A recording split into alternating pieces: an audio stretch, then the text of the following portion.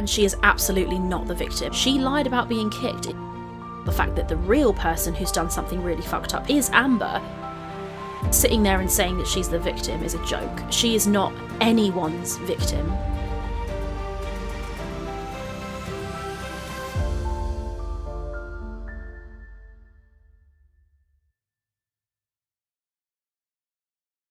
Welcome back, Nuggets. This mother clucker's got some thoughts. Let's ruffle some feathers and get into the video. And if you would like to support my tiny pullet of a channel, don't forget to like, subscribe, and hype this video if you can. And while you're here, go check out my other videos. And my nuggets, my boys have already started crowing in my introduction. For those who have cats, it's not your cats. It's just my boys wanting to be part of the party. Now, my nuggets, I am just going to take a little bit of time with a small introduction here because we are going to be speaking about some very dark topics during this video that really can't be in the first 5 minutes of the video. Firstly, I will just say, don't forget I am running a merch giveaway at the moment. I will link everything in a pinned comment and in the description below. All you need to do if you want to be part of it is go to the live of the link. You don't need to watch the live, just comment in the comment section who of my chickens is your favorite and why. The top 3 community rated comments will get a little merch package. So head on over to that if you want to. It's a bit of fun. Some of them are very cute. I really like it. So just to give a small kind of description about what's going on in this video, because I think I'm actually detecting quite a concerning turn of events, and I kind of feel like all of you are feeling it as well, or at least a large proportion of you. So it's interesting, I think, that we've all kind of moved in the same direction all together. Now, the clips that I've included from Rachel's previous video, it was the second to last one before this video. She basically spent the entire time explaining how Amber is a hideous perpetrator who is only to blame and Emily is a complete victim, whereas Amber is, quote, no one's victim. She then interestingly released this video, which is pretty much the complete opposite, and she goes into exquisite detail, some of which I'm going to omit because I don't feel it's appropriate, but exquisite detail nevertheless of how Emily has a particular dangerous and dark predilection. So I feel like these two videos are at complete odds with each other. She has to be being insincere about one of them because they can't both be true. One of them has to be a lie. It's either Amber is a perpetrator and a victim, or Emily is a perpetrator or a victim. They can't both be true. One of them must be a lie. Look, sorry, that was a little bit sassy. I'll move on. If you know, you know. So, of course, I've been saying since the get-go that both of these women are perpetrators and both of these women are victims in different ways, in different motivations, in different levels of severity. And the particular topic that we're going to be discussing today, I do apologize ahead of time. A lot of what I say is going to need to be censored because this particular topic YouTube really doesn't like. Now, I will be using the word predilection for a certain fet word. I will be using condition for a certain word that involves Amber's relationship with food. I feel like a lot of the rest of it, you'll be able to read between the lines of what I'm trying to say. Now, this was a bit of a rabbit hole that I went down with research around this particular topic.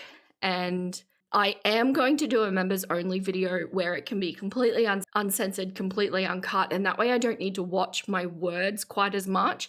So if you feel like I haven't gone quite into as much detail as you would like, it's probably just because I'm trying to keep it YouTube safe, and there will be a much deeper dive on this particular topic coming in my members only. And don't forget, you can actually do single one-off purchases of videos over on Patreon as well. So you don't even need to enter into a subscription service if you don't want to. But bear with me, I'm going to do my best at explaining this because this whole situation with Rachel, in my opinion, is getting past, oh, look at how ridiculous she is, and getting into a territory of, okay, this is actually getting quite concerning. And although it's fun to watch the drama unfold, I have said in my life, so sorry if you're hearing this for a second time, my gut says that Emily and Amber are lucky that there is an entire ocean between them and Rachel. This is concerning, and here's why. So without further ado, my nuggets, let's get into this video. Hey guys, welcome back. It's me, Mrs. Still Your Girl. I'm just having a bite of this chocolate. Bear with me, I don't want my blood sugar to like drop while I'm filming, so very good. That was good. I hope it has the desired effect. So I'd say that my initial reaction to this in the live was probably the desired effect that she wanted from this. This is clearly either aimed at myself, if she is aware of my content, or at maybe Zachary Michael, who knows. Maybe it's just at the haters that are still kind of circling around in her comment section. This is appalling. This is absolutely nothing short of appalling. This is Rachel making a joke about making content to get Emily's attention. Now, this is not the only time in this video that she does this, and these are a couple of other instances. Fupa Cheese, just stop for a minute. One second, I'm just going to take a bite of this. Just want to keep Emily interested. Let me finish this. The only concern that I have... Wait, maybe that's why I've screwed over my chance with Emily, because I'm just so skinny now that she's just not into me anymore. Just going to need a minute to turn my camera off and scream into a pillow. And you can see her face there. She's so proud of these jokes. Now, these all happen throughout this video. I've just put them all together because they're in the same kind of vein.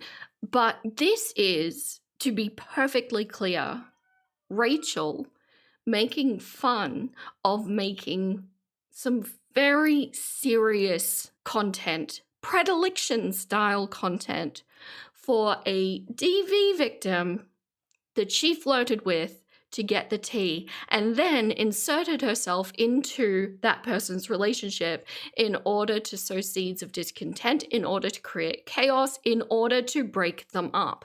And this is why I say I feel like this is actually getting quite dangerous, and I am concerned that something has shifted within Rachel that is leading down a dark path. Now, giving Rachel the benefit of the doubt, and I kind of hope that this is genuinely what it is, this could be just all rage bait, and it absolutely could just be a ploy to get her the money that she wants and to get her subscribers back and all that. But if we're wrong about that, the alternative is actually starting to look quite sinister, because if you ignore who the people are that she's targeting, I know that there's a little bit of a vibe about, well, they deserve it, they're horrible people, and I caution you to start thinking like that, just because it raises the questions of who decides it's okay, who makes the judgment of who deserves what,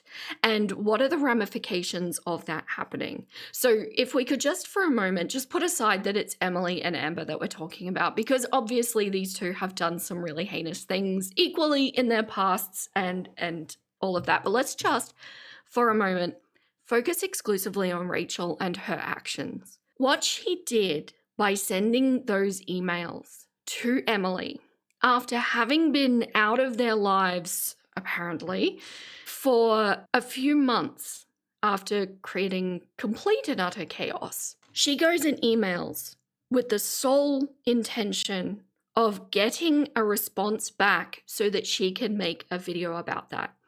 That is mean-natured at its foundation, even if it's just for the money. I don't know if I feel better or worse about it if it's just for the money, but she did that with the aim to break up a relationship. Somebody who is already an interloper in a relationship, who is not part of it anymore, goes and inserts themselves directly to break it up. I don't know about you, my nuggets, but I am not okay with that. That behavior isolated just with the spotlight exclusively on that. And then if you add to that all of the previous things that I know I've harped on, and if you've watched my previous Rachel videos, you'll know. And if you haven't, by the way, might be worth a watch. I go from the beginning of all this all the way through. This is not okay behavior. This is the worst kind of side piece. This is the worst kind of person who interferes in a relationship, because not only was she flirting and getting romantically involved to some capacity with Emily, as admitted by her own mouth, while she knew Emily was in a relationship. So not only is she okay with interfering with a relationship on that level, when it's done, when Emily has made her choice who she wants to be with, when Emily has turned away from Rachel then decides, no, I'm just gonna interfere again and insert myself. It's really not okay. This is dangerous behavior. And this is why I say, I think it's a really fortunate thing that there's an ocean between them, because if they weren't, to me, this is starting to send red flags of stalker behavior. I'm going to elaborate more as we go through this video. And by the way, this is Amber's crash out. I'm going to talk briefly on Amber at different points, but this is about Rachel and how Rachel is really starting to get into things a little too deeply. And I was thinking about how to explain this really well. And I thought about where the line is being crossed and how it appears. And I thought about a video that I watched on one of my lives about Ariana Grande, where a fan literally leaps out from behind the corded barrier to touch Ariana. So this fan, if you think about it, all of the people standing there watching from the sidelines, doing what they're supposed to be doing from the outside, looking in, they are reaction channels. They are Girl World viewers. That is where we're all supposed to be. We are viewing from the outside. Rachel is that crazed stalker fan who launches in wanting to touch Ariana, right? And yes, I'm aware of the irony that in this metaphor, Amber is Ariana. Just work with me. But my point being, it's too close. It's too involved. It's inappropriate and it's dangerous. I just want to put out there that I really think that this is all moving to a very creepy level.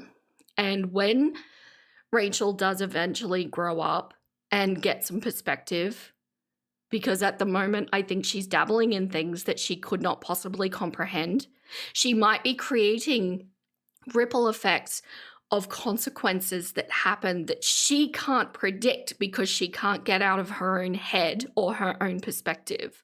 But when she finally does grow up and get a little bit of perspective, I think she's going to have a very hard time sleeping at night after the actions that she's done here in the name of earning some money. This is morally grey at best. Anyway, so in this live stream that we're about to watch together, you're going to see Amberlynn Reid try to defend and walk back statements that she made about her girlfriend being a feeder. On multiple occasions during her time on her channel, when angry, Amber would get on camera and confirm these allegations that Emily was a feeder. Now, this rumour, as you all know, came up from content which was found on the internet once Amber and Emily made their relationship public. There were images like this. Now, she goes on to show a whole bunch of photos of Emily and Colleen. I have no doubt that you've already seen these. They've been around and they're still on her video if you want to go look at them. I personally don't feel like it's super appropriate. They sneaked into my live stream without me knowing they were there, which is also another point that I should edit these things before I put them up on my live. But there's just something about it that doesn't feel super good to me. We know this enough, right? We don't need it thrown in our faces. So my argument about Emily and her predilection, where she is on the spectrum. So if you consider a predilection, everybody has, for the most part, I know not everybody. I see you, my ace nuggets. You are seen, you're respected, you're appreciated. But for statistically, for the most part, everybody has a variation of interest. Even if it's just your most traditional and it's heterosexual and, that's all there is to it. There is a spectrum of behavior, right? There is, at one end, your kind of more normal, more healthy approach to the predilection being that it is what you're attracted to, it is what you're interested in, it is not governing your life. It doesn't dictate your actions. You can move through life in a normal way without this thing impacting you. It's just when you're having romantic time with your loved one or ones, this is what you prefer, right? Then on the way other opposite end of the spectrum, you have people that are completely taken up with that particular interest, where it does dictate their behavior, where it does interfere with their lives or work or romance or friends or whatever the situation is. It heavily impacts. And that's where you start looking at, if it's more mainstream, perhaps an addiction version of it, or when we're talking about Emily's predilection, where you are actively making the condition worse, right? It's one thing to be attracted to a body of an extreme size. It's another thing to worsen or to aim to worsen it. So where Emily is on that spectrum, we don't know. But this is what got me down a really interesting research rabbit hole. I think it's fair to say that clearly Colleen, just like Amber, could not have gotten there herself. There needs to be an element of enablement, especially when we're talking about completely immobile like Colleen. Somebody needs to be bringing the food, otherwise there's no food to be had, and then there's less of a problem. And like in Amber's situation, I actually think YouTube is a heavy enabler, among other things, but because that supplies her with the money where she can get things door dashed. This would be a very different situation for Amber if she was existing 20 years ago like this, for example. So the question is, with Colleen, was Emily to blame? Was Emily her enabler? Was Emily actively bringing her the food? And I think we do have evidence for at least one. But interestingly, Geordie actually reached out to Colleen's brother, who smartly was not super interested in discussing things.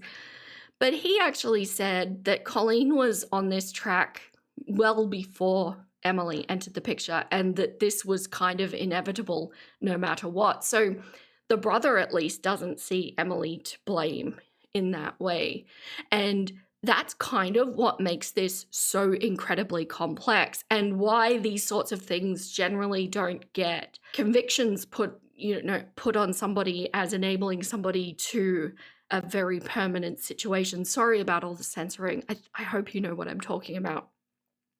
On the one hand, it's like, well, this person was doing this to themselves to begin with. That was happening independent of that person. But then on the other hand, it's like, well, she needed somebody to bring her the food. So who was bringing her the food? Who was enabling that behavior? Who was enabling that permanent decision?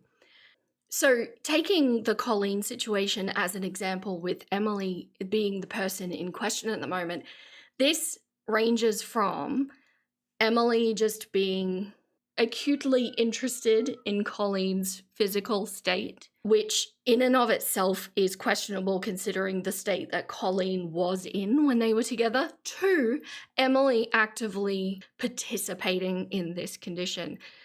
And another question, or another way to put this, is this just a fantasy for Emily, or is this realism for Emily? And I think that there is a distinction that can and should be made, because it speaks heavily on the motivations of people. And another question that kind of pops up in my head too is, does Amber actually perceive this correctly? Because we've heard her going back and forth. There is also a world where, yes, Emily was an active participant with Colleen, but wasn't, for example, with Amber. And did Amber see somebody who was interested in that and used it as an excuse to not challenge her own condition, but instead an excuse to indulge in her condition? So there's a lot of moving parts here, and it's difficult to know exactly where everybody sits. And this is what led me down this research rabbit hole, because Rachel sitting here and making jokes about this starts to look very inappropriate and very sinister when you lay over what I'm about to go through. So this particular predilection is interesting. Now, I did do a delve into the equal and opposite predilection of this around Eugenia's style of condition. And I think really, from what I can tell, they're very, very similar, but just a different flavor in a sense. But the motivations, the actions, and the actual mechanism that's happening is very, very similar. But what I found interesting about this end of the predilection is that it's actually a lot more open than the other end. And I do kind of wonder if there's a little bit of a cultural double standard going on there where people kind of view it as a choice to be overweight, but it's not a choice to be underweight, where eating cake is super fun, but not eating cake is a sacrifice. And so there's an imbalance of how we view this. Even on the Wikipedia article around this particular thing, it's very forgiving. But there were a couple of, and again, sorry for all of the censoring, but I think you can probably read between the lines of what's happening here. But something that I found interesting on this page was, while these things are often considered predilections, many within these communities report viewing them more as a lifestyle identity or sexual orientation, which, after researching what I've researched, only if you're far down that one end of the spectrum, really. It's portrayed by media as a taboo or niche interest, and there was actually a movie on it where a non-consensual act was being done. But research shows that the overwhelming majority of people with these predilections and relationships are fully consensual, and immobility is mostly kept as a fantasy for participants. Now, I found this interesting. This might be true. And without being in the community myself, of course, I can't explicitly say that most people lean down this end of the spectrum. But I think it's also a very convenient message for these people to portray to the rest of the world, saying, I am not unaliving them. I am not participating in those actions. This is just a fantasy, right? So just as I went into, it was a members only video, by the way. It was the AI uncensored, uncut one where I went into this with Eugenia's side of things. If you're interested in watching it, you might actually need to go looking for it. I'll link it. I'll link it because it got heavily restricted. Even in behind a paywall, YouTube didn't like that video. But I went into the fact that as soon as a condition of this variety is on the table and is in the mix, all of a sudden consent can become an issue. Because where do you draw the line on consent? Do you feel like consent can be given to allowing somebody to unalive you prematurely? Do you feel like consent can be given over time, over a very protracted level of this kind of thing? Do you feel like consent can be given when the active condition itself is the one speaking, is the one doing the actions? And I would argue that when you have a condition that is as bad as these conditions are, they affect the way you perceive the world, they affect the way you think, the cognition is shifted. And do you think that somebody under the grips of that condition is able to sit there with somebody in front of them going, here, this is exactly what you want? Do you think they can consensually make that decision? And I'm not sure how far I would want to go down that road, because ultimately we are responsible for ourselves. I feel like, having gone through these conditions, both ends of the spectrum, I think having somebody there who is at the very least supporting what you look like, it becomes difficult for that. It's almost like giving that person a permission base to indulge in the condition. And if you get too far down the road of these conditions, all of a sudden you're not dealing with the person anymore. You're dealing with the condition itself. The condition is speaking. The condition is acting. So look, Whether consent can be given here is a very big question mark over my head, and I'm aware that I'm probably not being able to articulate myself quite correctly with all of the censorship that I need to get into, but when I do my members only video on this, I am going to come with studies and lots of things to break down, but I thought it was interesting to bring this to the table, because here's the thing. Think of it this way. This is a very niche predilection, but if we go for a more mainstream one in the vein of BDSM, right? If you are somebody who enjoys being treated or having physical acts done in a certain way on you, does that mean that you're also happy to be physically mistreated to the point that you can't move? And I'm really having to dance around this, but think DV kind of physical mistreatment.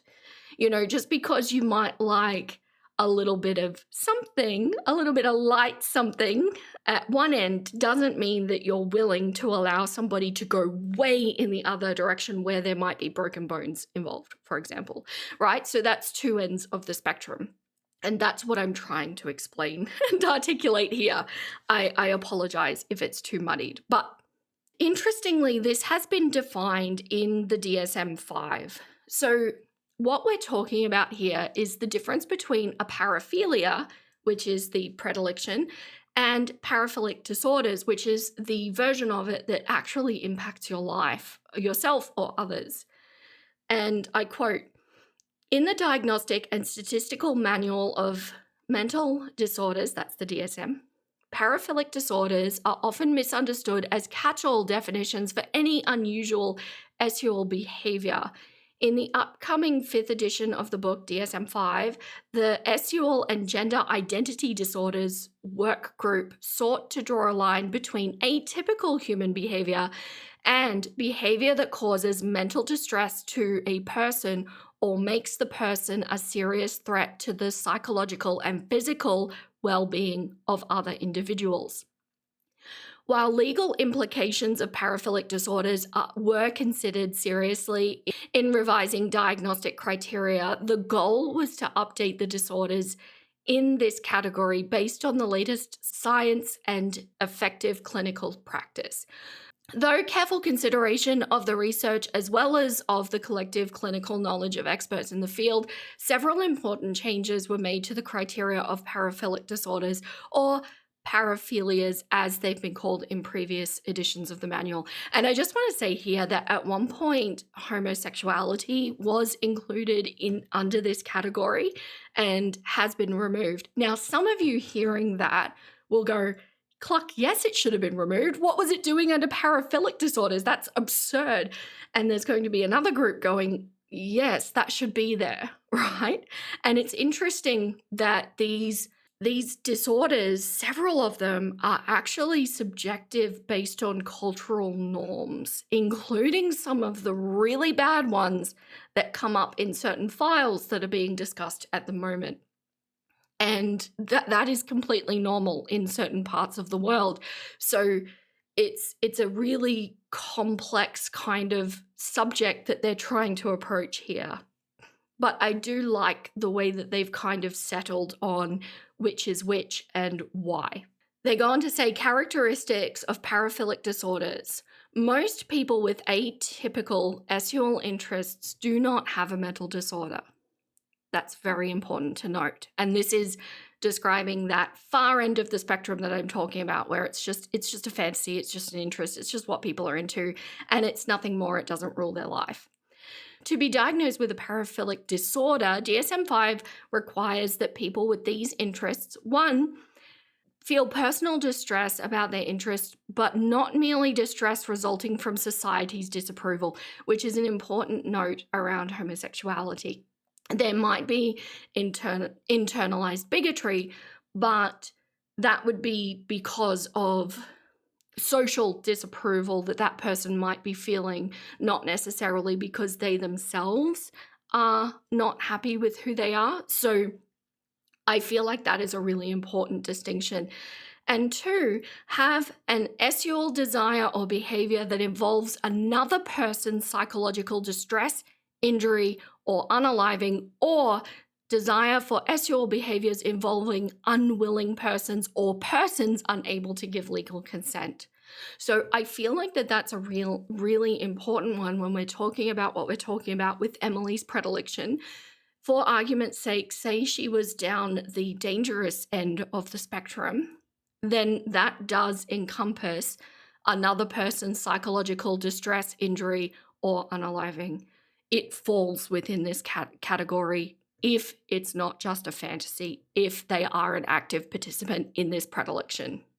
They go on to say, it's a subtle but crucial difference that makes it possible for an individual to engage in consensual atypical sexual behavior without inappropriately being labeled with a mental disorder. With this revision, the DSM-5 clearly distinguishes between atypical sexual interests and mental disorders involving these desires or behaviors. Now, they have actually defined 8 specific conditions that do fall under paraphilic disorders, most of which I really cannot say or show on the screen since we know the AI moderators can read now. But I believe that Emily's particular predilection, should she be in the disorder end of the spectrum, would be the second one on the list, which is just a general kind of predilection disorder, implying that it does actually harm the person or another person involved. And if she's an active participant, without a doubt, that is what it is. So Rachel doing this and making snippy and snide little jokes in her smug tone at the beginning of this video and throughout this video while eating a king-size Twix, appalling. Rachel, disgusting.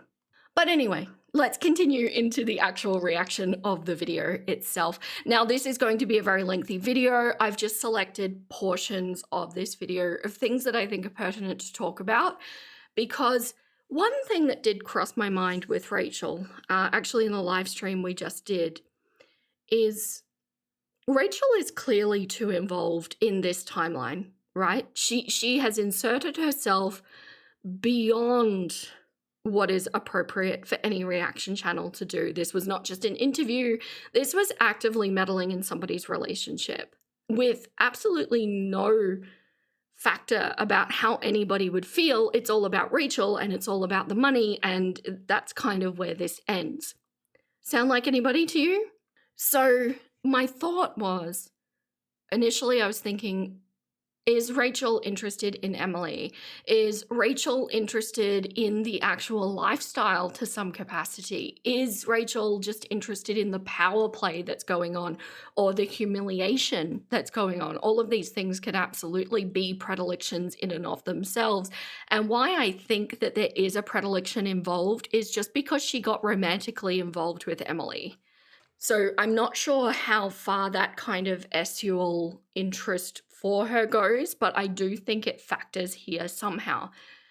But then, while watching this video that we're going to cover today, and also the one that I just covered on my live, which was talking about the neck cheese, I actually got to wondering if it was actually Amber that she was obsessed with.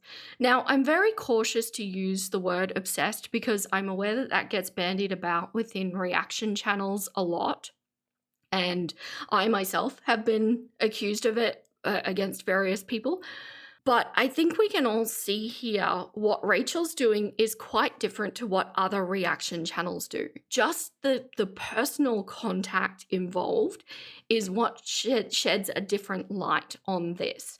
And I'm just not sure where I think Rachel lands, but it might almost be that she's gotten so involved in the fandom of Amber that it's actually now taken a sinister turn, and she's that fan that now wants to be personally involved in that person's life. And to me, I can't quite articulate or define it perfectly yet, although I will work on it, my nuggets. Just it's a thought that is currently forming. I'm not sure exactly what the line is or where she overstepped, but all I'm left with is this overwhelming, there has been a line that has been overstepped recently. Anyway, let's continue with this reaction. It was around the same time that Emily's account on the popular kink website FetLife was discovered, where Emily was a member of the group Fat Admiration, Feederism and or Weight Gain. She was in FetLife announcements and the group Wisconsin BBW or SSBBW. Emily herself has admitted her preferences online, for example publicly, in this Instagram post where she writes, "I've never denied my preferences. Amberlynn was fully aware of everything from the very beginning of our relationship." She also followed multiple SSBBWs on social media, for example this person here, Zhao the Dreamer. So all of this acknowledges that Emily absolutely has the predilection, but is it down the safe end of the spectrum or is it at the disordered end of the spectrum? I think the fact that we kind of know at this point that she was bringing Colleen food at least once in the time that they were together, and also making the predilection content as well, does lean me more towards the active participant end.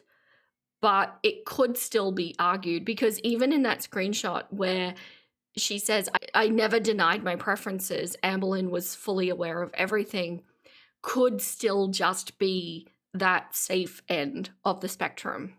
Now, Amber has gone back and forth about this on her own channel. At first, she claimed that it was all a lie and Emily wasn't a feeder. No, she is not a feeder. People think that she's a feeder, and she's definitely not that. Tommy is not a feeder. At all. Amber claimed that Emily and her partner were only doing this for money. When Tommy was with her late fiance, they found a way to make money. However, this has been widely speculated to be untrue. But once again, in trying to deal with this topic, Amberlynn has shot herself in the foot really, really badly. When Amber discovered that Emily was going to give an interview to Mr. Snowflake, Amber went live on her stream and claimed that she was in fact lying before when she said Emily wasn't a feeder, and in fact Emily was a feeder who wanted to feed Amber until she died. That is when we got this gem. And the picture that is so engraved in my brain that made my whole soul leave my body was this woman on an oxygen tank. So one thing that I will highlight here is, clearly there's a predilection. I don't think that is in question, but you don't have to own up to this. I'm just asking you to reflect within yourself. But have you, as an individual, ever consumed adult content of something that you enjoy watching but wouldn't actually want happening to you in real life, or happening in front of you in real life, or whatever the scenario is around this? Do you have an experience of wanting one thing in physical but another in fantasy in that way? Does that make sense? Very difficult to talk around these topics. So what Amber's describing here, it is possible that there is a world where Emily is absolutely into this kind of body, but the oxygen tank stuff is just the fantasy, right? So the body in reality, the oxygen mask or immobility in fantasy. That's where I'm not sure where she lies. The fact that she had an actual partner who was immobile and who did eventually succumb to this condition does make me think that maybe it's more in the realism rather than just the fantasy. But at the same time, it's possible that maybe she got there and has learned that she doesn't enjoy that as much, which is why things appear to be moving very differently with Amber. Maybe she's actually learned that she'd prefer not to be that close because it was heartbreaking when it ended. I don't know. What I do know is that people that are at the very extreme end of disorder, where they're an active participant, sorry, my boys are going off, where they're an active participant in this, is that they almost view their quote-unquote victims as trophies. It's almost like they get shown off. And that might explain why the adult content was being made with Emily and Colleen, because there was a look at this, look at what I've created element.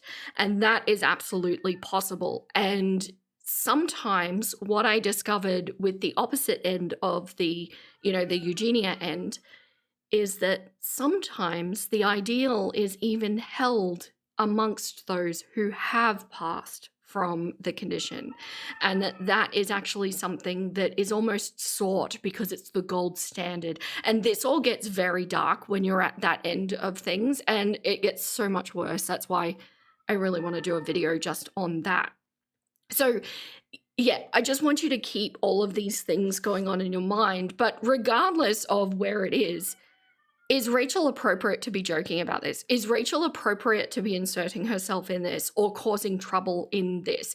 And actually, one of my nuggets very aptly said, if Rachel really did believe that this was a DV situation, then what she did in her previous video was extremely dangerous. That could have really upped the ante in this relationship to become so much more dangerous than it was. And that level of meddling, I don't even think that Rachel has the comprehension to be able to hold that bigger picture in her head, because she seemingly has such limited life experience. She seemingly has a life of minimal adversity, and then she does this kind of thing. That's the criticism that I hold for Rachel. Let's continue. However, in the live stream that we're about to watch, Amber touches on this topic again, and we're going to hear Amber say that this oxygen mask picture was a lie. What about when you said Emily was looking at fat bitches I on lied. I fucking lied. We literally hear Amber say, I lied, in response to this comment about Emily having a picture on her phone of somebody on an oxygen tank. But this was absolutely fascinating to me because Amber actually didn't lie. Amber actually did see a photo of a woman on an oxygen tank on Emily's Tumblr. And if you want to know how I know that, Emily herself admitted it to me back when we were speaking. In a voice note in 2025, Emily said this. Now, for context, Rachel put up this transcript for this and another voice note in her video. This was because she didn't want to get privacy struck by Emily, which she did anyway. So Jawbone decided he would take it upon himself to put it up on his channel.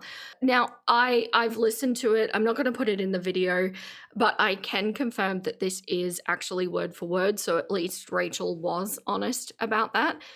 And quote, it says, like I said, I'm attracted to bigger women, very big women, not to the point where it's affecting their physical health like ALR made it seem. Saying I was looking at a picture of people on oxygen tanks, she saw a newsfeed thing on my Tumblr, and that was one of the pictures on it. That doesn't mean I was specifically seeking that kind of stuff out. Now, the obvious aside, I know algorithms and all that, I don't really care. I don't believe anything Emily says. I don't believe anything Rachel says. I don't believe anything Amber says. So all of this is kind of a non-issue and stupid for Rachel to put it in, quite frankly.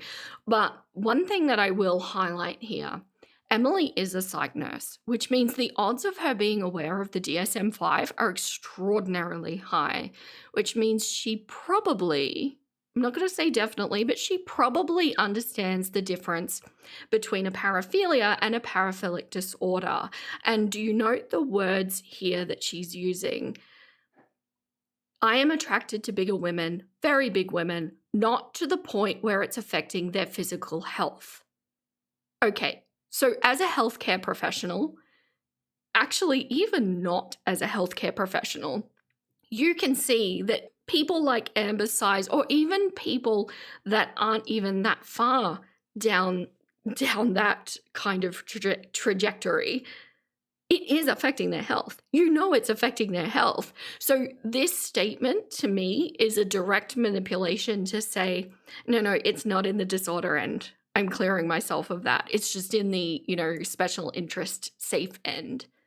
And I find that highly suspect. So yeah, but something that I wanted to point out here again is Rachel saying this. Sitting there and saying that she's the victim is a joke. She is not anyone's victim. So how can you be describing this kind of gravity of predilection while also saying that Amber is no one's victim? So Rachel here is being completely disingenuous in one way or another. I don't know which way it is. Something tells me that she doesn't actually give a shit about any of this situation. She's just trying to grab the money, which money should not come at any cost. And I really think that shows a great deal of her immaturity and what we're dealing with here. It shouldn't be at any cost, but this is where Rachel is at the moment. I think it's a very strange, suspicious conflict of interest that you would claim that you're interested in helping your partner to lose weight, but at the same time, you're making fairism content with them. If you're into huge people and you're dating a huge person, they know it. They know you like it. They know that's what you're into. How are you supposed to actively encourage somebody to lose weight when they know that you like their body? So I do call criticism to this because obviously if you are down the safe end of the spectrum, you know, everybody has sexual interests. Do those interests heavily impact how much you love your partner or not? Because on the flip side of this, like, how many marriages exist in the world or long-term relationships exist where you were one body shape when you met and you were very into each other, but then as life goes on, you both, or one or both of you, become very different body shapes. That happens. You still love each other. You still are attracted to each other. It doesn't always have to dictate the be-all and end-all of a relationship. If it does, that's where it starts sliding down that spectrum somewhere, right? So I do disagree. I think you can be very interested in, you know, find it attractive in one way, but still be a supportive partner to sustain a health journey in a loving partner way. So I don't think that this particular predilection innately makes somebody evil. I think where you land on the spectrum of this predilection determines how good of a person you are or aren't. And we've seen this in Amber. She's lied in the live streams and said that she weighs 520 pounds. She absolutely doesn't.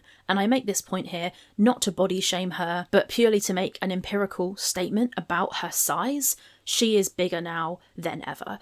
So something that I've learned about Rachel is whenever she says something like, I'm not saying this too, means that she is in fact about to do that thing. It's like saying, I'm not racist, but, or I'm not homophobic, but, you know, that kind of thing. That's what she does, because she then goes on to continue to body shame Amber and basically puts up two photos that are years apart saying that she clearly has gained weight. Now, she might have, but something that Rachel didn't take into account, because Rachel never seems to be able to get out of Rachel's own head, is that weight changes as you age. Weight is held differently in different parts of your body as you age, especially when we consider that Amber Lynn has effectively gone through a medical menopause because she had her ovaries removed. That means that weight is going to shift, because now essentially she's a postmenopausal woman. Even though we usually see that later in life, this is what happens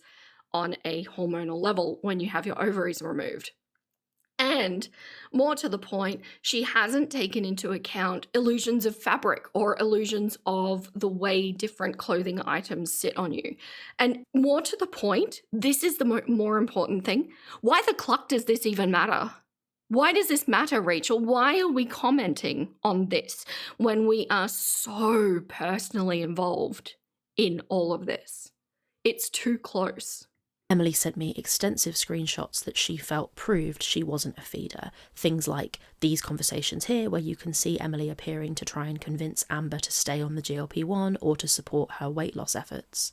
Emily sent me lots of screenshots of various members of Colleen's family claiming that if Emily and Colleen had never got together, Colleen would have died significantly sooner. I have also seen text messages between Emily and Colleen's family where Emily is intimately involved in planning Colleen's personal training sessions and attending her care plan meetings. And I've seen very, very sensitive emails and texts between Emily and Colleen where you can see that they are clearly planning a future together. The existence of this proof certainly brings some level of question into the nature of Colleen and Emily's relationship, but the truth is, I don't know what really happened there, and none of us know. All we can look at is the proof that we have seen, and what we've seen is horrendous. Look at the kind of stuff that Emily was looking at on FetLife. I'll have to blur this picture, but it's absolutely insanely disgusting that she would be interested in this. And if she's into this, and she's sniffing around other large, extremely large women, one of whom passes away, she cannot be surprised when this accusation is levelled against her. So at the moment, Rachel is operating off a script, and something that I've observed about Rachel, when she scripts herself, she actually has a way of coming across very level-headed, very well thought out, creates and constructs very good arguments, and is informative. And I think that's actually how she managed to trick so many of us into masking who she is, really. And there's going to be another example of that coming up soon. But as soon as you will notice a tone shift completely as soon as she goes live, and it reverts completely back to that mean girl kind of aesthetic that she's got going on. And by the way, this picture of the FetLife or whatever it's called, she uses so much, so much, to the point where I think I counted 7 times. I lost track, to be perfectly honest, and even has used it in past videos and things like that. And that's kind of what made me think, oh, is she really into Emily? But now I'm not so sure. I'm completely turned around my nuggets. She's into somebody. I'm just not sure who or why. Of this argument that she's just a fat admirer and not a feeder falls at the first hurdle, because if you look at the name that she signed up to FetLife with, she called herself Leslie. I mean, there's pretty much nowhere to go from there. Well, there is somewhere to go from there, because this still is in the realm of fantasy, right? This site is designed to meet people of similar sexual predilection content, and so this is a fantasy kind of situation. It's not as black and white as Rachel is making it. Having said that, if I had to make a firm guess where I think Emily is on this spectrum, I believe that she is closer to the active participant end than the safe end. But the truth of it is we don't know. We really don't. We couldn't possibly know unless we were in a relationship with her. I suspect that it's probably true that she doesn't feed Amber, and I don't know why that is. It could be that she had this fantasy, but then when the reality of Colleen passing away happened, much like many fantasies, they exist in your head, but then when you actually do them, it's not quite the same as you expected. Could it be that the reality of Colleen passing away made her realise, yikes, this isn't actually quite what I'm into? Could that be why she doesn't feed Amber, or doesn't appear to feed Amber? It's possible she started seeing Amber with the intention of getting into the feed with Amber, but then when her identity was revealed and the internet turned on her, she decided to leave that portion of her interests out in her relationship with Amber so that there would be a loud, relatively famous public figure claiming that she wasn't into it, who really meant it. I don't know, but I do suspect that Emily has not been feeding Amber. It sounds really good. It sounds well put together, but I will say that perhaps something that Rachel isn't factoring here is that people are far more complex than having just one thing they're into. Sometimes there's overlaps. Sometimes there's different things that happen within different relationships. If you think about your own lives, my nuggets, have you been exactly the same and exactly the same behaviors and interests and everything like that? Have you been the same in every single relationship you've ever had? And I just think what Rachel's trying to do in this video, which is super weird when you compare it to her last video, is that she's trying to paint Emily as a two-dimensional figure who is just into this and nothing more.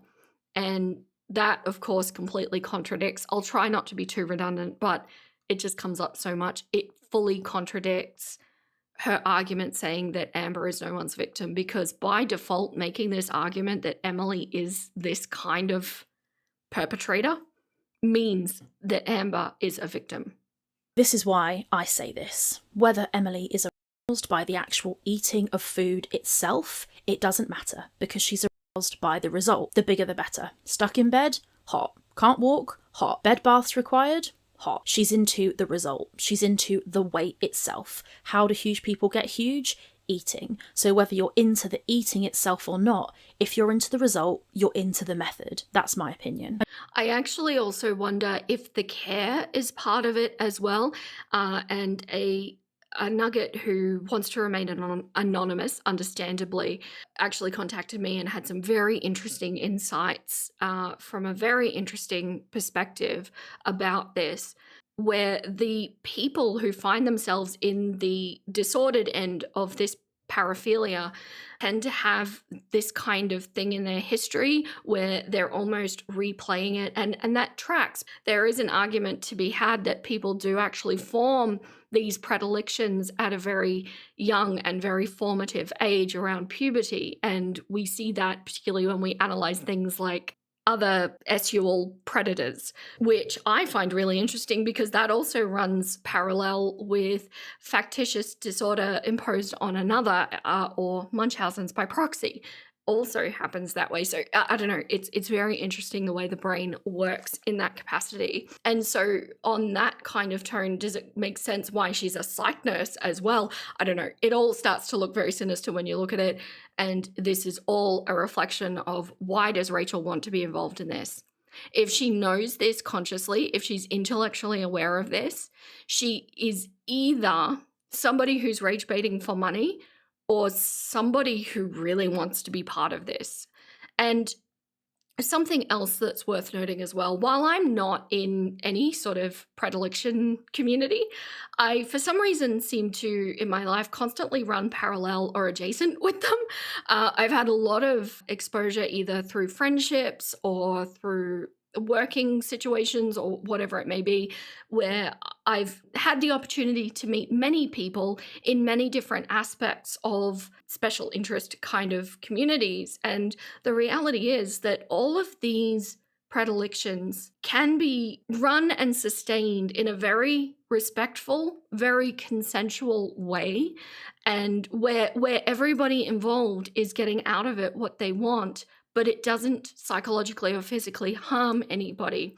And something interesting that nugget that I was talking about brought up is that in these more like mainstream kind of predilections, there is a safe word. There is an opportunity where everybody involved knows that there's a chance to get out and a chance to finish it so that nobody gets hurt.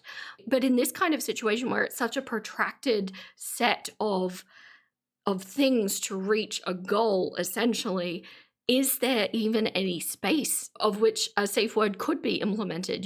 Because we're talking about there are going to be repeated acts of, bringing food, for example, over multiple times, over multiple days, weeks, months, whatever. Where exactly would the safe word be appropriate? Where exactly would it be like, okay, so today I don't feel like it, but tomorrow I might, because that's the way the condition works, especially this end where the brain tricks you into thinking that you want to consume in a way that is excessive. And I'm so sorry for all of this censoring. Does that make sense? It's not the same as a single act of your more mainstream, say, BDSM. It's protracted, it's extended, and a safe word by its nature can't really exist when a condition like this is on the table. We're going to watch the crash out, basically, from when Amber starts shouting the whole way through. So here we go. Anyway, You guys are boring back as to fuck. the Emily shit. Oh yeah, by the way, about that. So not on this show, my love. Not on this show. When she says "my love," I find her so incredibly insufferable. Not on this show, my love. What she doesn't realise is she is the one who is being used by Keemstar for the content. And we'll see as we go on. Keemstar knows exactly what he is doing. He is finally having the response that he wants from the audience. People are glad Amber is being pushed. The only way to make good content out of Amberlynn Reid is to piss her off. So again, I think it's always worth watching Rachel with the filter over it, that Rachel seems to have either an inability or a willful option to not see outside of her own perspectives. So when she says that the only way to make good content about Amberlynn is to piss her off, that's what Rachel perceives. That's what Rachel thinks. And that makes a lot of sense as to why she's taken the actions that she has, where those, the massive dump of screenshots, the the meddling in the relationship, the goading Emily into responding and then making a video about it, that's because that's what she thinks. There are actually many ways to make interesting videos about Amber Lynn without pissing her off, and I'd like to think that I've proven that. Oh, but Rachel would say, but you didn't make as much money as me, right? Yeah, that's all that matters. You guys can do whatever the fuck you want on other shows, but not here. You're not My welcome. girlfriend, What's the Emily my show? girlfriend is not going to is be. Amber's my girlfriend is girlfriend, not and going she to is a be. confirmed cheater. Hey, Her what- ex got up to like 1,000 pounds and was in a care facility. True. And there's actually photos of Emily laying on her gigantic fucking stomach. True. And so her ex was also into cheater corn, and they were True. on. Can you server mute her, please? Tech. I can, but I'm Yeah, so it's true. It's true. I don't know if she was into the corn, but she made it. Not only did she make it, there's evidence on Twitter of Colleen travelling to various events where she met up with other creators who made the same stuff. She certainly made the content, and she certainly made it with the help of Emily, and that is just a fact. Amber thinking here that she's the queen of this show and she can shut people up and mute them or whatever. It's fantastic to see Amber get so well dressed down by somebody. Fupa is telling everyone exactly what needs to be said, and like, I'm not gonna lie, it's brilliant. Like, good job, Fupa. So we're going to see a little bit of it in this video, but it actually starts to unravel in other videos that you watch. The support and love for Fupa Cheese is gaining from Rachel, which I always kind of side-eye a little bit because she has proven herself to be not a girl's girl, and it always feels a little disingenuous to me when she does start down that path, and it always makes me wonder, what angle are you trying to play, Rachel? And I hate thinking like that, but I feel like her past actions have kind of led us to this point. But the vibe that Rachel brings to these, an observation that I've made about it, is she is just the ultimate expert on Amber Lynn, and it almost is in the face of those who have been covering Amber for more than a decade. You know, people that are still doing it, like Zachary Michael, for example. And she just has this queenly vibe about her when she discusses Amber, as though she is the best, she is the most knowledgeable. Everybody should bow down to her opinion of Amber. And I find that to be a very interesting take, considering that she's only been doing this for just over a year. And while she may have been a fan previously and watched everything, I think a little humbling is needed here. Although, having said that, if the humbling didn't happen in light of past events, I don't think it's going to happen anytime soon.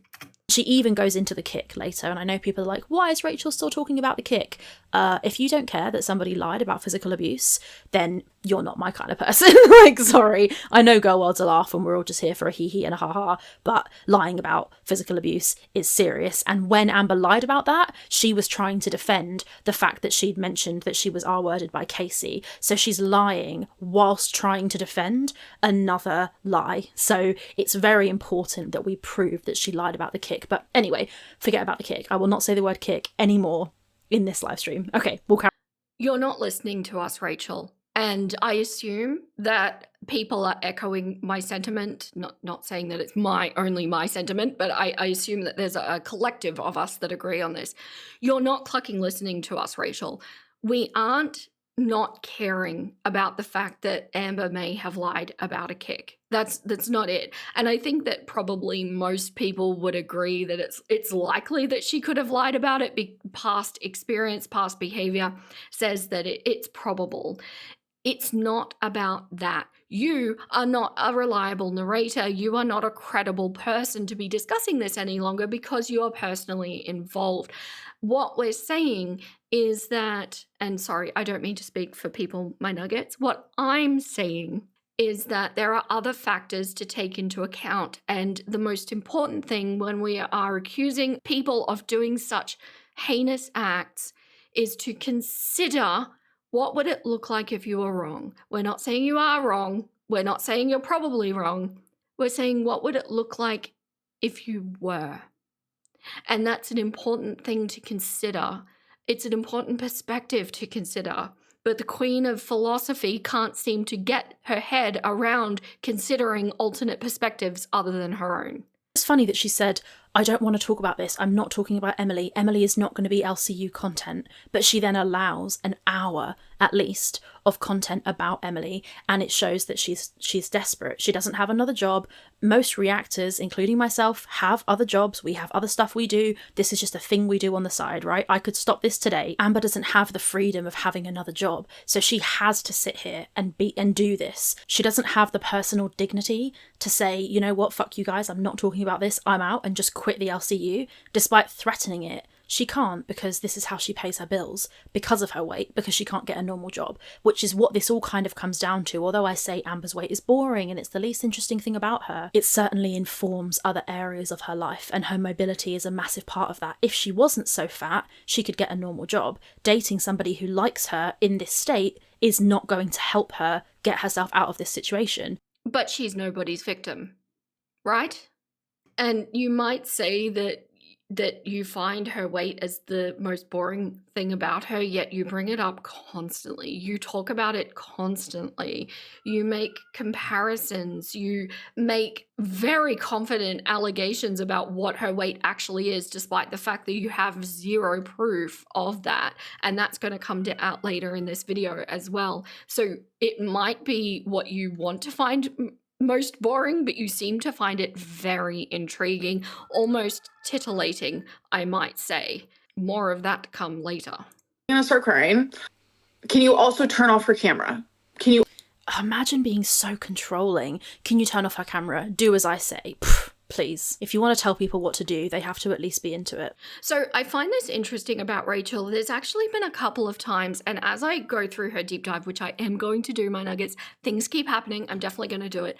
She keeps throwing in these little comments that do allude to her being as part of a predilection community, which we do know that she had been caught following a daddy dumb little girl kind of community, which can be in and of itself problematic, although not always. Do some of these communities allow for predators to actually act out things that they want to do? Absolutely. I do believe, though, the vast majority of the communities conduct themselves in a respectful and healthy manner. And look how proud she is, by the way, of saying this. But like, she's throwing in only do that if they're into it. And she's made a comment in a past video of clearly Amber doesn't know about rough S, and then she talks about the smoking content, and it's just like, okay, so clearly you are part of if not multiple communities. That doesn't make you look any better when you're inserting yourself into this particular situation. I think there is a lot of things going on here for Rachel. I do think power is absolutely one of them. Dominance and humiliation, I think, are shortly following. But tell me what you think about this. I think these little snide comments actually tell us volumes about who she actually is. And they're not actually Easter eggs that she's leaving for us to find. They're not that obvious. This is actually her mask slipping and showing us who she is. I mean, this is too fucking much for one individual. This is not. Just quit then. Just quit. Quit. Just leave. If you don't like it, quit. You were invited into the LCU because you are a lolcow. You are a lolcow because of the way you've behaved on the internet, and a massive part of the way you've behaved on the internet is how you've treated your exes and how you've crashed out and lied about them. So you can't join the LCU and then be surprised when you're expected to act like the lolcow that we all know you are. Not happening here. I understand that you're upset. It's not happening. Oh my god, not me turning into Amber. I just went to like mock her. I'm sorry. I take that back. I didn't mean that. How embarrassing. I actually think that this is exactly who she is. She and Amber are so similar. And look, she might have been putting that in there because she knows that we're all saying that and she's doing it for a laugh, like she did the eating thing. But it's a bad joke if it is a joke, because it is actually true. She is those two in another universe should be best friends. And I understand she's a fucking sociopath, but you're gonna respect this or I'm going to go ape shit on your fucking ass. She does continue to go apeshit. Also, isn't a sociopath when you believe something is the case that isn't the case, or something like that? Like, you think the world is a way that it isn't. I think Amber actually fits that definition quite nicely. I always feel the need to call out the misinformation when Rachel does it, because she actually does it quite often. And considering she prides herself on being somebody that's well researched, I don't know why she wouldn't have just taken a 5-second Google search to determine that her perception of what a sociopath actually is incorrect. So I'm going to do this for you. Oh yes, I took a whole 5 seconds out of my life. Here you go, my nuggets. This is all for you. A sociopath is actually a lay term for somebody with antisocial personality disorder. And I quote, antisocial personality disorder is a mental health condition that can affect the way you think and interact with others and lead you to 1, manipulate or deceive, 2, exploit or take advantage of someone else for your own benefit, 3, disregard the law or rights of other people, and 4, feel no remorse for your actions. It's common for people diagnosed with ASPD to show a lack of respect towards others, break the law, ignore the consequences of their actions, or refuse to take responsibility. ASPD can be dangerous since you're at high risk of causing physical or emotional harm to yourself and those around you. So it's not that you believe something is the case when it isn't the case. It's like it's nothing to do with the way she described it to be. Although, now that I've read out that definition, does that sound like anybody? Anybody at all? Maybe? I learned some of the lore about the current girlfriend today. It's not good. It's My really question not for good. you, my Yeah. question for you. It's really not good. I mean, you can look into it and think about it, and you can try and give it some grace if you want. You can go, well, you know, if I was looking at this with the most charitable understanding, it could be that Emily It could be that Emily isn't really into this. It could be that it was just for money. If I read the message where she tells Amber to go back on the GLP-1, you know, it could be that that is proof that Emily isn't a feeder. But the proof that she is into it and she did take part in it is significant. So you have to ignore all of this in order to maintain belief that she's not a feeder. It's an extremely hard sell. And either way, as I've said at the beginning of the video, I don't fucking know, but it makes no difference anyway. You know, you're a scumbag regardless, but it's very hard to argue with photos like that. I mean, come on, if you're not into that, why the fuck are you making it? If your fiance is in bed with weight-related disease, why are you buying her Dominoes? Like, come the fuck on. But she's no one's victim. Clearly, Amber could not possibly be Emily's victim by any stretch of the imagination. Yeah, come the cluck on, Rachel. And also, I chose to blur these videos. I don't feel like it's an appropriate thing to have on the screen on your video, especially considering that this is a person who has passed. I don't love this. And I think what Rachel's doing is deliberately trying to bait Emily to talk to her again, because we know that Emily has a history of really engaging with this kind of behavior. And I think that that's why she's doing so much emphasis on, look at how bad Emily is. Look, I'm going to show you pictures of Colleen. And it's just it's a bait. Not date someone who wanted me fatter. Well, my Amber, leader, Yes, you would. You absolutely would date somebody who wanted you fatter. And this is the thing, the sort of little difference between they want me fat, they want me fatter. The doesn't really matter. When you're 500, 660, in my opinion, pounds, it doesn't really matter. It doesn't really matter if the person's dating you because you're fat or because they want you fatter. You're already going to die from your weight. So if they're into you, it's already sick. Like, it is, right? Am I wrong?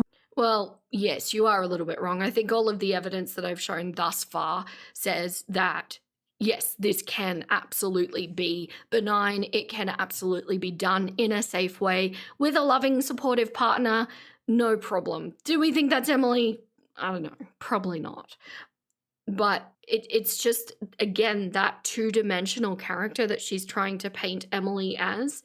And also, I want to point out that she has expressed concerns about Emily's daughter and the effects that these things are going to have on her daughter. And yet she's doing this and showing photos the way she is. And there were a lot of photos, my nuggets, and I edited them all out. Again, Go watch her video if you want to look at them, but they're not, I mean, they're what you would expect with crushing and things like that.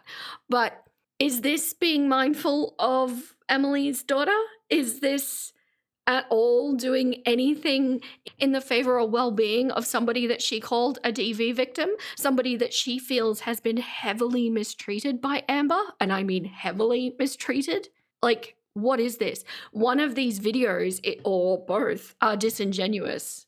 Tell me which one you think it is, my nuggets. As Fupa's fucking boss, you can say, Fupa, do not talk about this one fucking subject, and that's the end of it. She has. But why would he do that? You would have nothing to bring to the table. If we can't talk about your exes and your drama, there is nothing to talk about, as has been displayed over the last 12 years. Again, this is Rachel's perspective. She really sees Amber as being nothing but the drama around her exes.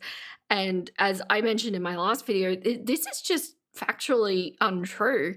I myself like to focus on the Arrested Development. I find the way Amber conducts herself, her motivations, and the way she does things to be very interesting. And that's actually what I like about Amber. And I'm sure that many of us have many different reasons as to why we like to watch Amber. The exes and the drama is but one aspect, but clearly it's the only aspect that Rachel can see, and that speaks volumes about Rachel. Yeah, that moment there where she just screamed, I'll put it again here. But I don't want to talk about it! The way she moves in, the way she grabs her hand like this angry way, this crazy look in her eyes, that is how she shouts at her partners. That is how she speaks to people. That is the Amber who screams at you in your face when you have fights. You can tell. Also, Emily told us that Wasabi and her other animals get scared when she's screaming. She just screamed like that in her tiny apartment in front of her animals. Jail. Like, that is fucking evil. I would never scream like that in front of Molly. Like, actually just oh my god, it's so evil. Dogs can feel your emotions, they can pick up on it. If Molly was sat there and I screamed like that, that baby would be terrified.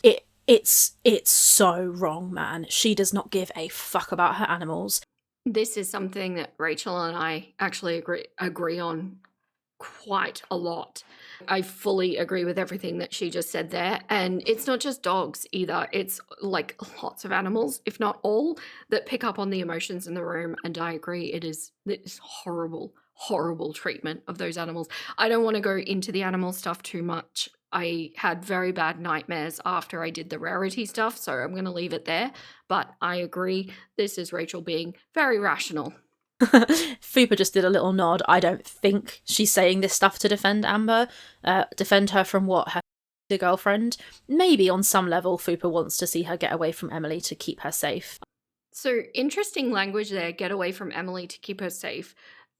Those words, because she could have just said, maybe this is Fupa's perspective, maybe this is what she was trying to angle at, but instead it's to keep her safe, which kind of implies that on some level, Rachel agrees that Amber needs to be kept safe from Emily, which means that Amber is a victim. What? I'm not the only one putting this together, right? So I do think that Rachel actually does see on some level that they're both victims and they're both perpetrators, which lends to this is rage bait, which I hope is true, because as I said, the alternative is getting very sinister. You know that. I've told you privately, this pisses me off. It actually makes me mad that she went and emailed this detractor. I'm actually mad. This isn't are you in my relationship? Are you licking my clit, bitch? No, it's not you. Girl, Emily hasn't seen you in a year. Nobody is licking that. She's far too involved in this, just far too close. I mean, you've been threatening to quit and leave since day one. But I want, you know what? I'm not going to respond to you this whole show. I want you to know that from this point forward. She's such a narcissist. Fupa says one line, which is absolutely true. You've been threatening to leave this whole time. And Amber goes, I'm not going to respond to you. Don't even speak. Like, she cannot handle 1 ounce of criticism. Can you imagine dating her? My God. Can you imagine how she would shout at you on a FaceTime call if you didn't answer? Imagine going out for a cigarette and having Amberlynn Reid screaming at you to come back inside because you haven't given her your fucking quota of cuddles or whatever the hell. Disgusting.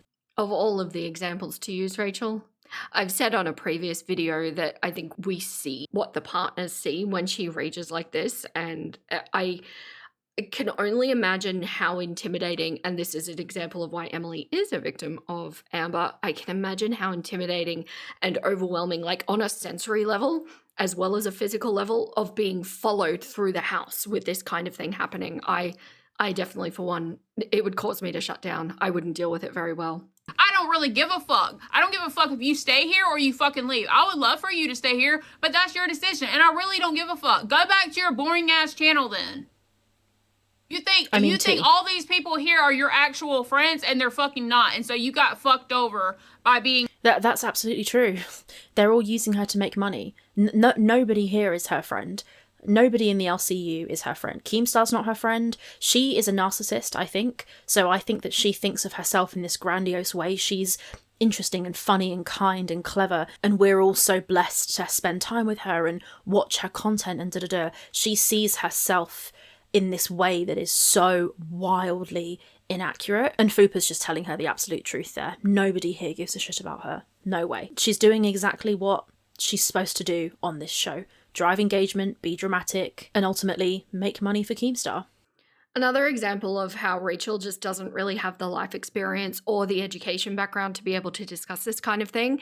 In fact, narcissists aren't necessarily just fully emboldened by themselves and believe it. They can actually have extremely low self-esteem and self-worth, and it can be just like a mask that they're putting out to the world. And an alternate perspective to this could be that I do agree that none of these people are her friends, but Amber's sense of self, her self-esteem, I think is so on ground level, if not in the basement. And I think that that is her core truth, that potentially she doesn't even acknowledge to herself, that she genuinely felt that the attention and the fake support that she was getting at the beginning of this show was real. And I think she actually bought into, because of low self-esteem, bought into that these people are friends and that that's why she perceived them that way. And it's what I said, I think in my LCU, the video that I did on it, I said, you know, they're going to up the pressure of this. They're going to up the ante very, very slowly, and she's not going to notice it happening until it's too late. And that's exactly what they've done. And as we're seeing, slowly people are being swapped out. Slowly the pressure's being applied. And she's realizing now, oh yeah, no, these weren't my friends ever. This was just a show.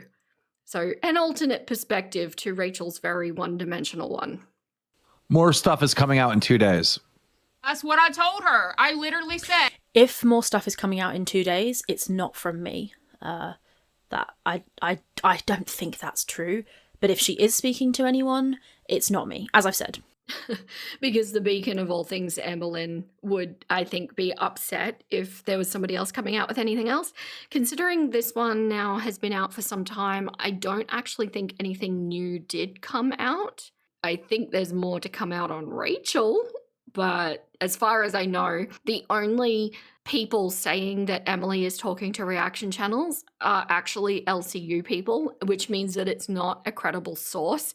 It could just be stirring up more drama. So while it wouldn't surprise me if she was, I don't think that we have proof that she is at this point. you have no self-respect that you would lay down with this fucking feeder ass bitch. I mean, she's not even laying down with her. Emily, Amber sleeps sitting up, and they haven't seen each other in a year. They're not lying down together. They haven't even fucking seen each other. Crazy. Imagine how excited Emily's going to get when she finally sees Amber. Like, oh, hun, you've gained 100 pounds. Hot, I'm so into it. So this is Rachel just very confidently saying that Amber has absolutely gained weight and that, you know, how she sleeps. And it's like she has all of this deep insight into Amber. She's far too close. This is when you overlay everything that has happened, this starts to look very creepy. And why I say that I'm starting to actually wonder who she's focusing on here. Tell me what you think, my nuggets, because I can't shake that gut feeling that there's something bad that has now been crossed. Something is now happening. The tone of everything has shifted. And I think we will find out in time what's actually going on. But from right now, all I'm saying, My Chukin sense is tingling, and there's something to watch in this space. I'm about to say something that's probably gonna make my girlfriend mad at me, but I'm gonna fucking say it. She didn't die due to obesity. And so, I can't even Emily was there every single day while her fiance was fucking passing away, broken. She literally has an autoimmune disorder because of this fucking stress that was put on her. Okay, so we're going to pause here for a second. There's been a lot of conversation about this line. Amber says that Colleen didn't die from her weight, she died from pneumonia. Now that's not accurate. Colleen did die, as I understand it, because of her weight-related complications. It's like with cancer. When people die of cancer, they don't die of cancer specifically. They often actually die of pneumonia or other illnesses. So their immune system gets really low and then they get something else and they die of something else. If you are extremely overweight and you have a heart attack, you die of a heart attack. But the reason you had the heart attack was because of your weight, or build up in your arteries or whatever because of your weight. So that's absolutely a lie. Amber saying she didn't die of her weight, she died of pneumonia. Yeah, but the reason she could die of pneumonia was because of her compromised health due to her weight. Just more kind of misinformation that Rachel's spreading there without actually having researched any of it. Some of it was kind of correct, some of it wasn't. And I would just like to tidy this up a bit without knowing the specifics. And I know that Rachel likes to claim that she knows the specifics because she's talked to Emily, and we know that Emily only ever tells the truth.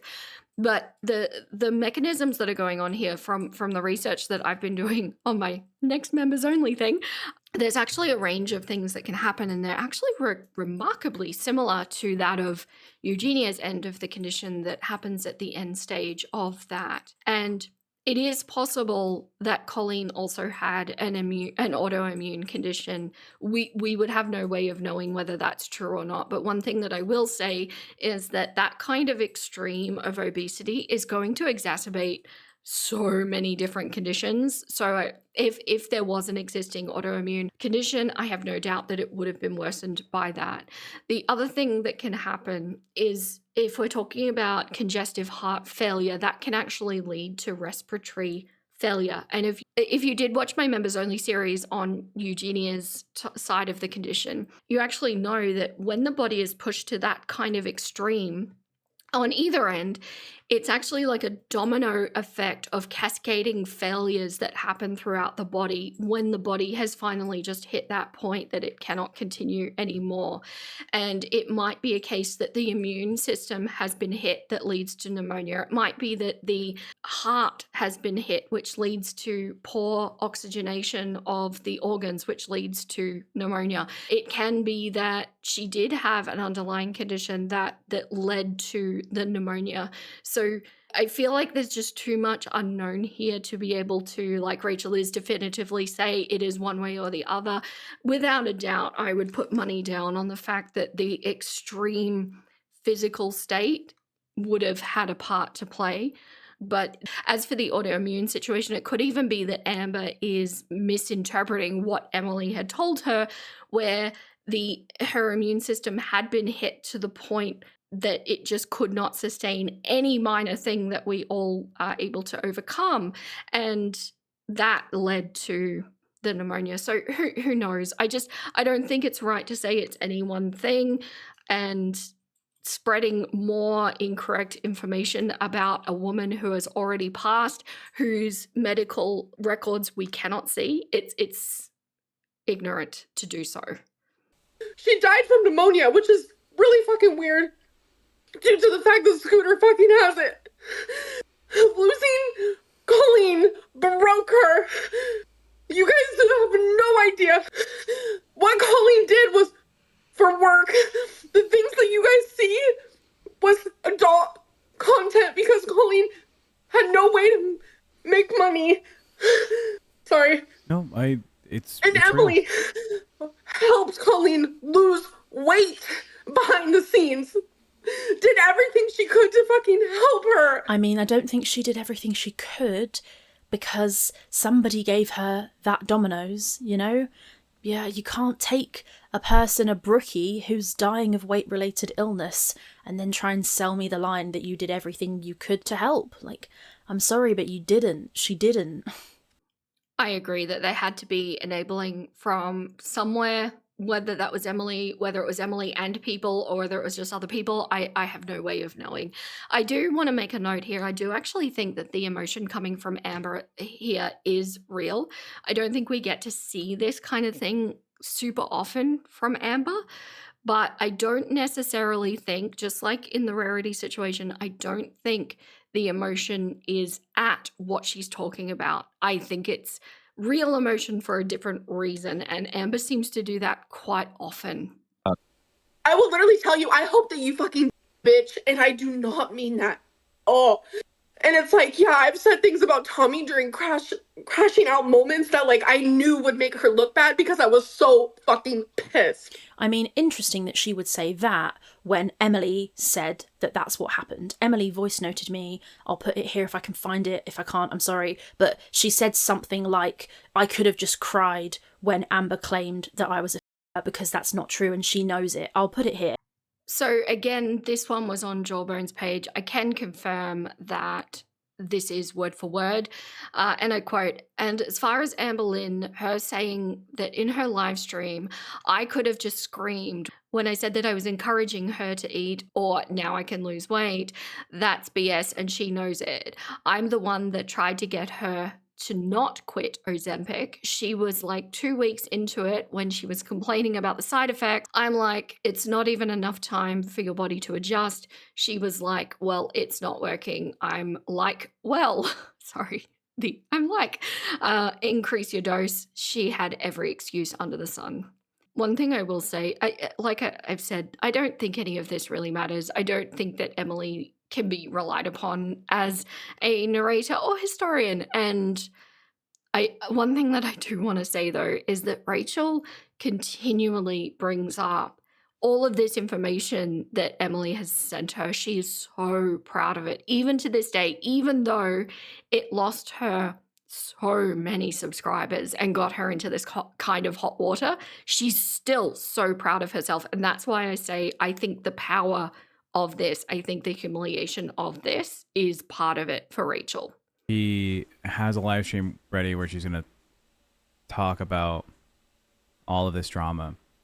So I mean, that thumbnail's pretty bloody telling, isn't it? That's a clip from one of Amber's videos. They fed into it. She knew her girlfriend was a feeder, and she still put a clip of Emily feeding her a cherry into her video. She was laughing at us. She was doing the whole ice cream sandwich thing. Roll up with vanilla ice cream.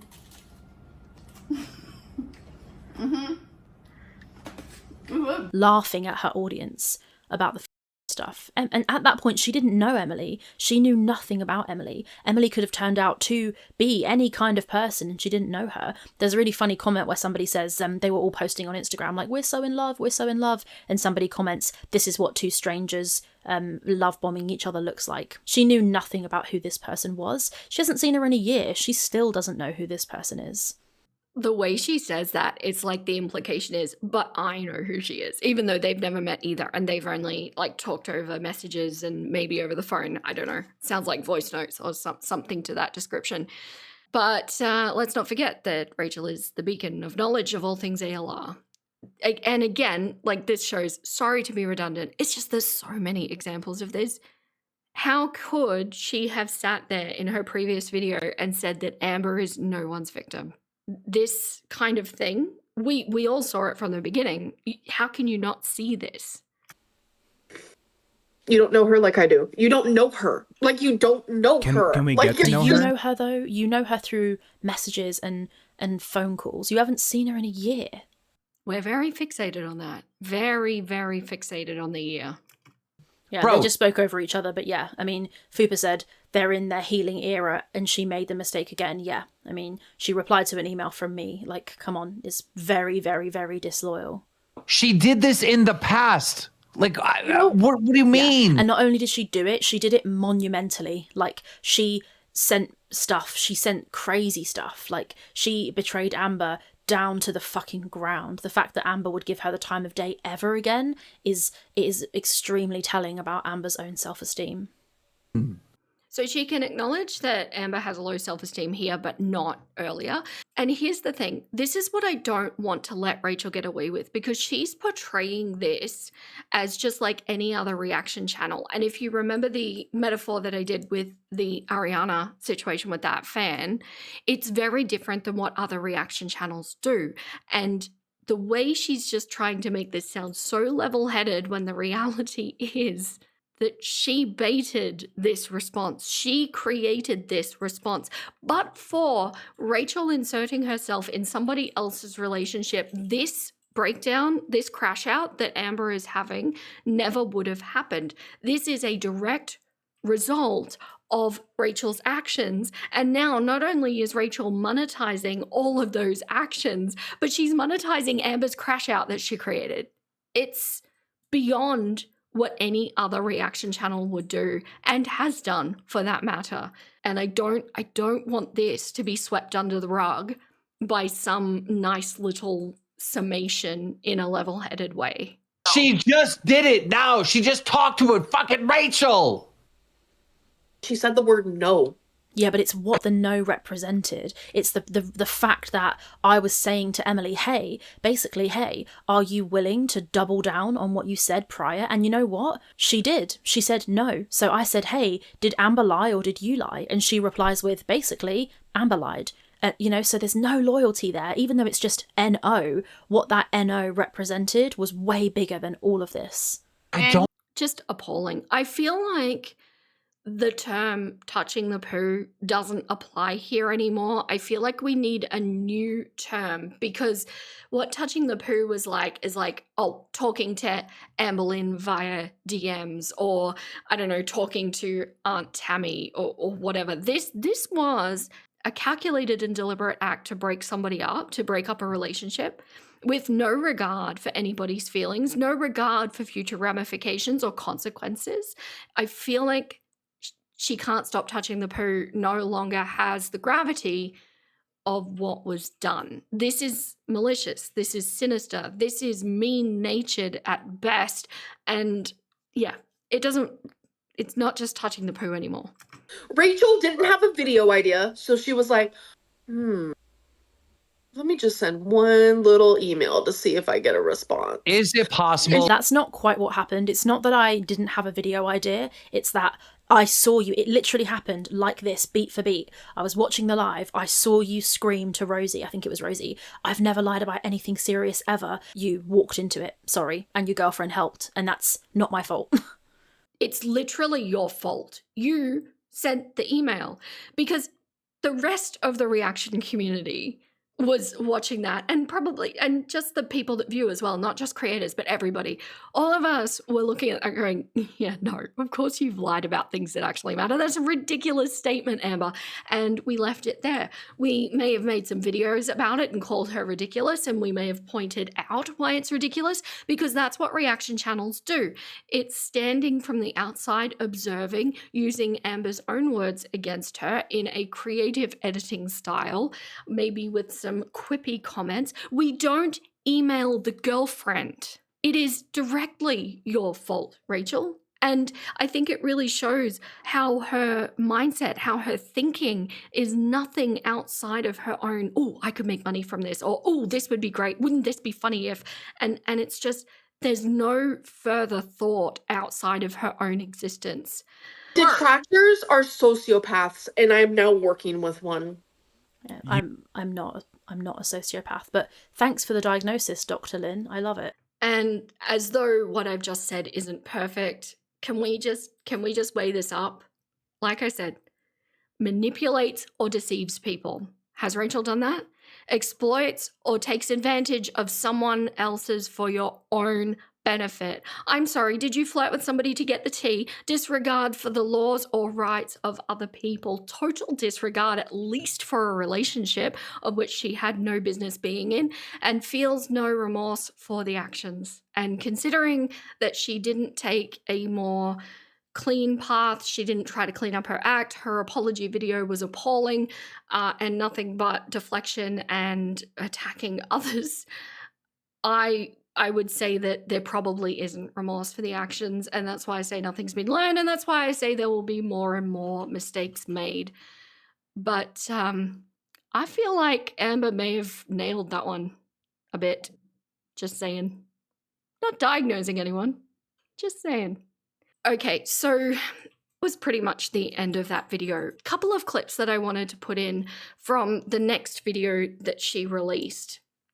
Because now if you think about the greater picture, we've had an entire video dedicated towards how Amber is nothing but a perpetrator and not a victim, which by default makes Emily exclusively a victim. And then we have this video, which is completely designed towards showing us how much of a perpetrator Emily is, although still not necessarily pointing out directly that Amber is a victim. But then after speaking about all of these incredibly serious things with such a flippant tone that is absolutely enraging, I know to many of you who have gone through some of these things that she's discussing.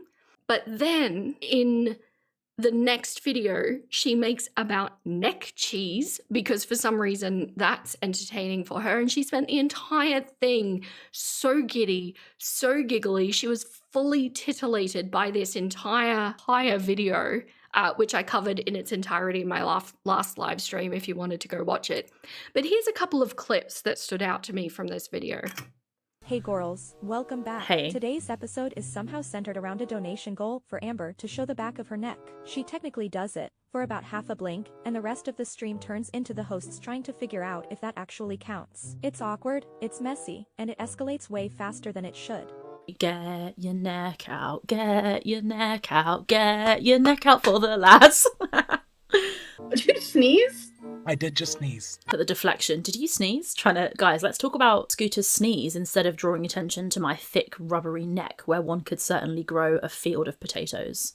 Why am I being edged by Amber Lynn Reid? Show me your fucking neck, bitch. Turn around, get it out. Man, I would love, and God willing, there will be episodes of Amber at Fat Camp that I can watch and react to and have a hee-hee and ha-ha. This from a woman who had previously done a video pretty much outlining exactly how Amber was a victim of Emily without actually saying it. This is the outlook. This is the depth of empathy that we're dealing with here. And why I say I'm not entirely sure who she's fixating on at this point, because the waters are just getting so badly muddied here. But something that I'm hearing from so many of you that echo my own thoughts is there's something creepy that has shifted. There is something potentially unhinged going on here with Rachel, and some of you very empathetically, and I love that in this community, some of you are even really concerned about Rachel's mental health in this situation, because does it look like we're maybe building to something bad here? And I worry, given how involved she is in these two women's lives, what bad for Rachel might look like. And the whole thing is just getting concerning. And that's why I say I desperately hope that this is all just rage bait and it means nothing. And she's just doing it for the money. And she's just, morally bankrupt in that way, because the alternative after seeing all of that, I don't know. I don't like it. It makes me very uncomfortable, and should it continue to go this way, I'm not sure where the direction of my coverage over her will go, because if I feel like this is going to be contributing in a really damaging way to everybody's mental health, I don't think it's going to be ethical for me to continue to cover it. But we will see. We'll see how she handles herself, because at the moment I am still very much sitting on the fence. But please tell me what you think about this. I'm very interested to hear your input. And my boys are saying goodbye. Isn't that nice? But if you're still here listening to me, thank you so much. This is a long video. give me a never-ending nugget in the comments if you would, if you're still here listening to me. I appreciate each and every one of you. Thank you so, so much. And an extra big thank you to all of my cluckers who support over on YouTube memberships and Patreon. You make my world go round. My cluckers, thank you. And if you would like to support, and you can, the and you can is very, very important. I do put my price points the lowest I can on Patreon and match them on YouTube. So the members only content is there waiting for you if you wanted to support, and you can. But no pressure. Your view and your like and maybe your comment, if I'm lucky, is more than enough. That is wonderful. Thank you so much, everyone. But for now, that is all the clocks I have left to give. Stay golden, my little nuggets, and I'll catch you next time. Hey! I'm gonna go watch another video.